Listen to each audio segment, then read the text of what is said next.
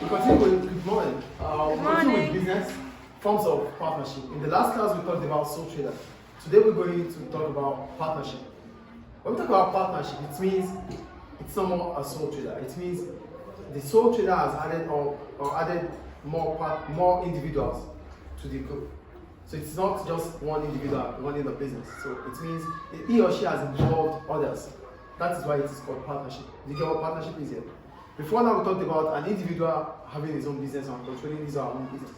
But if it becomes partnership, it means that individual has added more hands to join the group. Then it becomes partnership. So what is partnership, right? It's a form of business which subsists between 2 to 20 people with the aim of making profits. So it's a business that exists between 2 to 20 people with the same aim, which is to make profits. That's why it is partnership. You get the point here. Your aim is to make profit. Now you have different people that have come together with you, having the same mindset, and the mindset is all about making profit. That is partnership. Do you get it? So the minimum is 2 and the maximum is 20. Are we together, please? What is the maximum? According to the Partnership Act of 1890, it must not exceed 20. Clear? Okay. So partnerships are often formed by professionals such as accountants, lawyers, doctors. So when you look at accountants, we have different types of accountants. We have cost accountants, we have management accountants, and we have chartered accountants too. So this group of people might come together to set up a business because they are specialists. They don't want to work for people. They don't want to work with people. They want to have their own business. So they find themselves come together, then start up their own firm. Lawyers, so they have their own chambers. Do we understand? So most of the time when we have partnerships, it's a business for professionals. Most of the time. Do you understand that point then? Do you understand this? There are no legal requirements needed to form a partnership. Just like a sole trader, we don't need a legal requirement. We don't need the AOA or MOA to take to the register of business before we can register or before we can start. But partners, they might need a document that is legal, which binds their affairs. Without any law, it might be difficult for us to operate positively. So they come up with what we call partnership deed, signed by maybe a notary clerk, a magistrate, just to let them know that, we have something backing our affairs. So we call it partnership deed. Do you understand partnership deed here? It is not required by law, but it's always good to have at least everything written in black and white. Do you get the point here? So that we don't argue, we don't have to argue about things. This is the amount of money you have contributed, this is the profits you have to get, this is the loss if there is loss. So you guys know what you need to do. But if it's just about abstract, you don't say, it's not written, there might be conflict, there might be arguments. So to avoid arguments, you might need to have a legal document that states all the affairs of the partners. That is what we call partnership deed. Do you understand partnership deed here? Do you understand partnership deed, please? So I wrote, it's a legal document used in the affairs of the partners, like I just explained earlier. Then, what are the items that we find in the legal document called partnership deed or deed of partners? The first one, the amount of capital that is contributed by each partner. So they've come together with specific amount of money. So that amount of money contributed has to be stated in the partnership deed. Do you understand the first point? I've come together with you guys, we start a business. Each individual would have contributed a certain amount of money to start the business, yes or no? So that amount has to be stated in the partnership deed. Do you understand the first item? The second item, the share of profit or loss among partners. The aim of the business is to make profit, yes or no? So if the aim is to make profit, as soon as profit is made, it has to be distributed among us, yes or no? So it would have been written how the profit has to be distributed. The ratio, maybe 2:3, 4:5, or whatever it is. It has to be stated. Do we get it, please? Do we get it, please? Yes. The next one, the procedure of ending the partnership. There's what we call partnership dissolution. I call it what? Partnership dissolution. It simply means how we end the partner. It started one day, it has to end. Yes or no? It is not a company. A company should be run as if it will never end. When it comes to unlimited liability, it will end one day because it's partnership. One of the reasons why partnership business could end is the death of one partner. The death of one partner means the partnership business Hence, so they have to come up with new information on their capital and their current account. And sometimes you have to add more partners. So one way or the other, the partnership might change. So you should always put it in record how you want it to end. It is important. Not just when you started. As much as you've started, you should always remember that there's going to be a day that partnership business will end. We call it partnership dissolution. It's a clear place. The next one, how much control each partner has. Maybe we have not contributed the same amount of money. Because we have not contributed the same amount of money, it means each partner might have more authority than another. It has to be stated also. So it will be like, oh, why are you making all the decisions? Or it has been stated that I can make maybe 40% of whatever decision we have to make. It has to be stated also, written black and white. Do we get that point? Do we get the point, please? And the last one, rules for taking in new partners.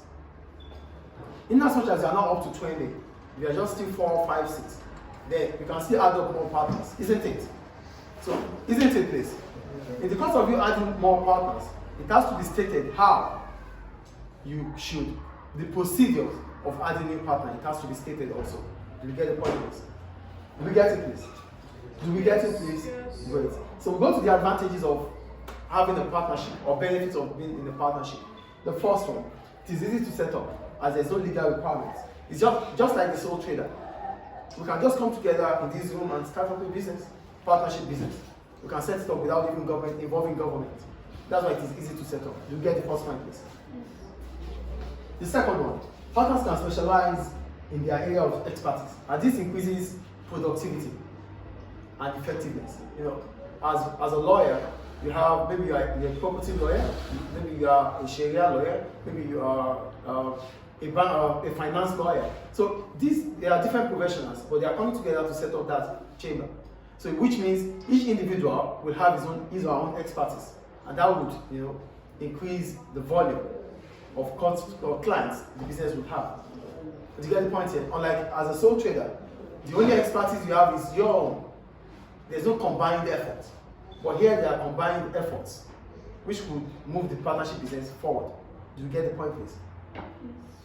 The next one, there's share of responsibility. Unlike a sole trader, you bear all the burden as a sole trader. But for partnership, you can share responsibility. That means the stress of the business will not be on just an individual. Do you understand the point there, please? Do you understand this? Yes. And the next one. Okay, with more owners, more capital can be raised. Unlike a sole trader, with a sole trader, you start the business with your own added money. That's all, your savings. But for partnership, individuals are coming together with at least different amount of money, and that will increase more than the sole trader. So the partnership business will have more capital than a sole trader. Agreed or not? Do we agree on that? Great. And the last one, there's no need to publish the financial statements.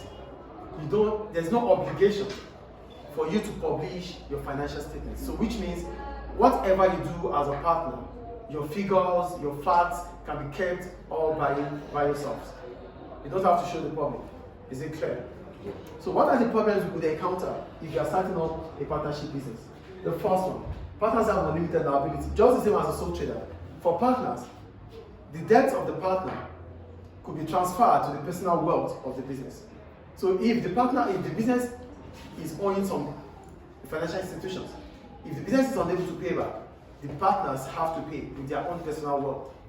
That is unlimited liability. So that means the debt of the business can be extended to individual partners. Is it clear? Is it clear, please? Yes. The second one. Look at here, we have share of profit and the share of responsibility here. Where is the advantage? There's share of responsibility here, which is an advantage, but there's a share of profit here, which is a problem. So, another problem about partnership is, I'm talking about share of profit and share of responsibility. In partnership, the burden is being shared amongst us. That is an advantage, which is not possible in a sole trader. For a sole trader, you have to bear all the burden. But the problem about sharing responsibility is that you have to share profits too. In as much as we are sharing profit or responsibility, we have to share profit, which is a disadvantage in partnership. So that's another problem about partnership, which means the return on your investment will be lower. than you as a sole trader having all the business to yourself or the profit to yourself. Conflict of interest, bringing about disagreements.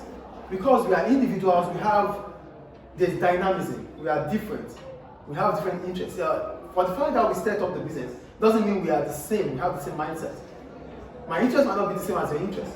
And when our interest doesn't come in line with each other, then we have disagreements. Do you understand? And if there's disagreement within partners, that means decision making will be slow. That's a problem. Do you understand that, please? And the last one, second to the last one partner's decision creates obligation for others because it's partnership. Your own mistake is binding on us all. So if one partner makes a mistake, it affects all the partners. You get that point. And the last one, partners have limited growth potential. Because you cannot exceed 20, which means we cannot be more than 20, it's limited. Our growth will not exceed 20 people. That's limited. Do you understand the point there? Then we have 2 points to talk about. We have limited partners. Yeah, we say partnership has unlimited liability, but we have some partners that are limited. So whatever happens to that business, the only thing they're going to lose is the amount of money invested. It will not affect their assets. We call them limited partners. Do you understand limited partners? These are partners that their assets will not be touched in case the business goes into liquidation or into bankruptcy.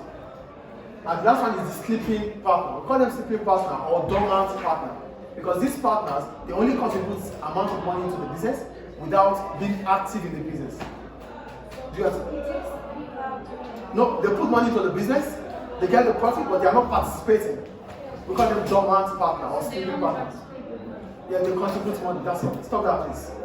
And the last one I need to talk about is active partner. For active partner, these are partners that contribute capital and also work in the business. So they are entitled to salary. Is it clear? Thank you.